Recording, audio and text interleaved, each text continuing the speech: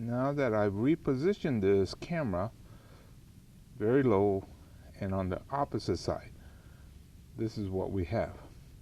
I had a couple of 1-gallon ivy. This is a variegated, but it's dwarf that I got from friends of mine. And being underneath the bench was no problem because ivy will grow in fairly shaded area, but it took off.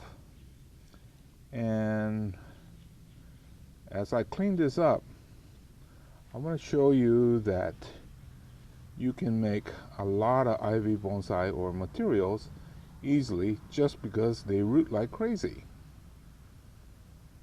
Every time it touches the ground, it re-roots.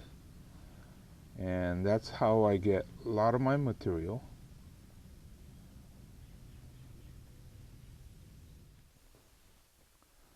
Now that I've got this dug out, I'm back inside. And this is our project for the day. Interesting. But the beauty of the ivy is it's readily available. And chance of, definitely this side is one fairly big one, so I'm going to take that away. And oh yes,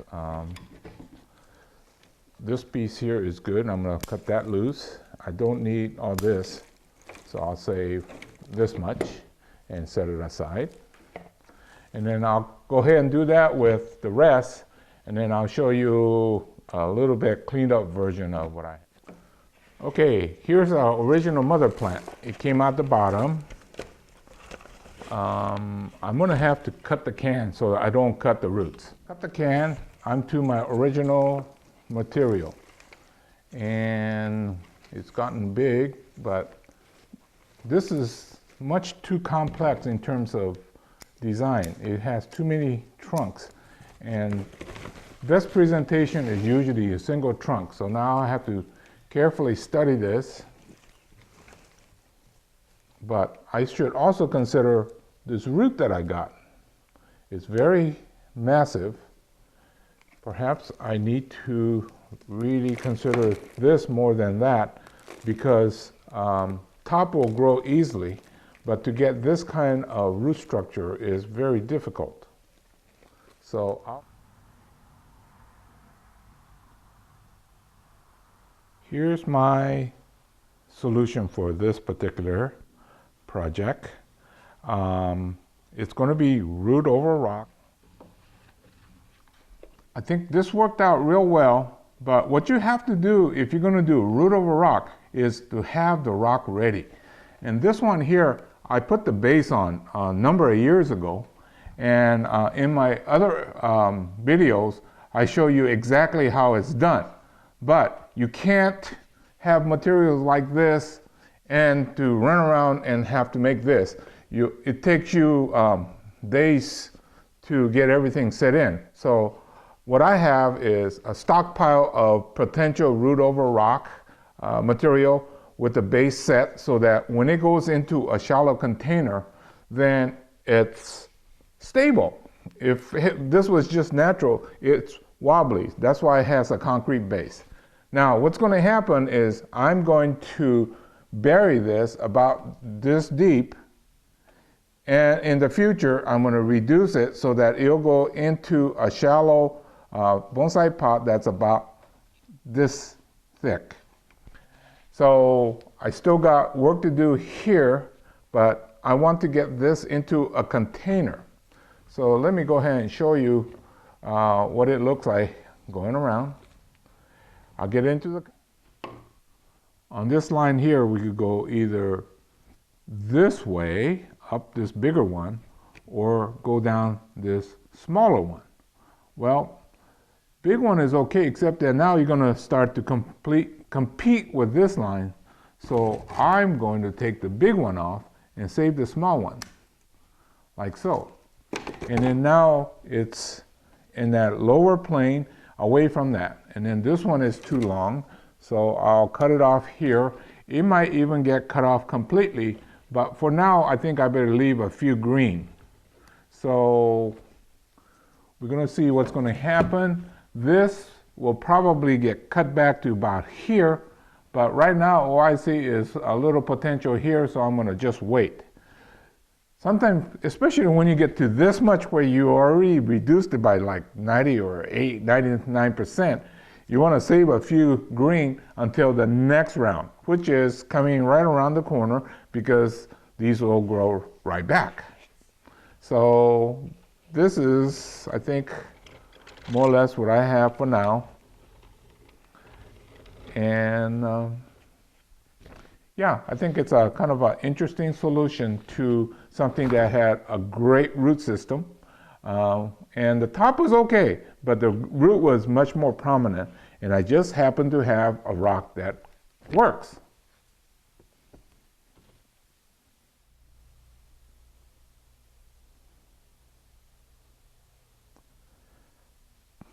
As I lay this out on the table, these are the little pieces that came off that one plant.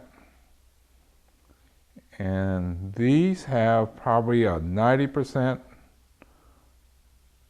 to 99% chance of success because they are rooted. I bet there's roughly 30 or 40 of them all ready to go. There's a few that are smaller, but it's going to make for a good shohin. Okay, there's one, two. See how relatively fat the trunk is, and it has great movement and low to the ground. Excellent for shohin. So I would think that this little cleanup job was very successful in producing, great materials.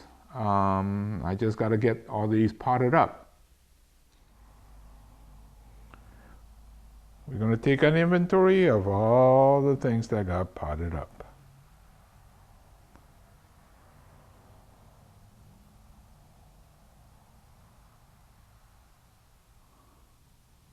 Some of these look great now, or will be in a few months. Others will take a number of years before you'll be something nice. I put the best in the middle. So we have 3 of the shohin and the one big root over rock. And then I found another piece that attaches itself to the rock. So I have 5 that has great promise in the immediate future. And then 25 or so that will be okay in a few more years. But this is what we get for one cleanup.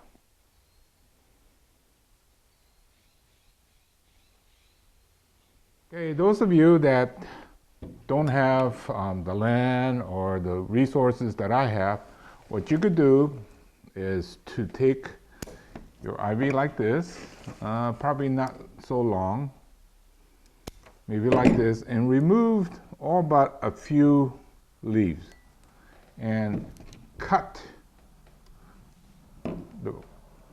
and put it in a jar like this.